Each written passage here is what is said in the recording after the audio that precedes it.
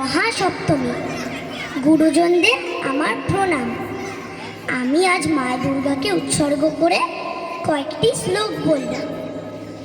আশ্বিনের শারদ প্রাতে বেজে উঠেছে আলোক মঞ্জির, ধরণীর বৈরাকাশে অন্তর্হিত মেঘমালা, প্রকৃতির অন্তরাকাশে জাগরিত জ্যোতির্ময়ী জগন্মাতার আগমন বার্তা, আনন্দময়ী মহামায়ার পদধ্বনি অসীম ছন্দে বেজে উঠে রূপলোক ও রসলোকে আনে নবভাব মাধুরী সঞ্জীবন। তাই আনন্দিতা শ্যামলী মাতৃকার চিন্ময়ীকে মৃন্ময়ীতে আবাহন।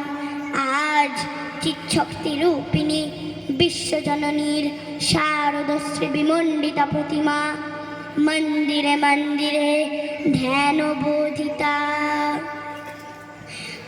মহামায়া সনাতনী শক্তিরূপা গুণময়ী, তিনি এক তবু প্রকাশ বিভিন্ন দেবী নারায়ণী। দেবী নারায়ণী সৃষ্টি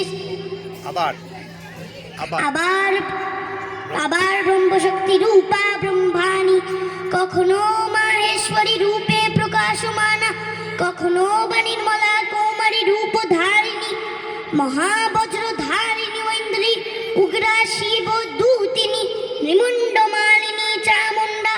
তিনি আবার তমময়ী নিয়তি, এই সর্বপ্রকাশমানা মহাশক্তি পরমা প্রকৃতির আবির্ভাব হবে সপ্তলোক তাই আনন্দমগ্না। सर्वमंगलामंगल्ये शिवे सर्वार्थ साधिके शरण्ये त्र्यंबके गौरी नारायणी नमस्तुते। सृष्टि स्थिति विनाशानं शक्तिभूते सनातनी गुणश्रये गुणमये नारायणी नमस्तुते।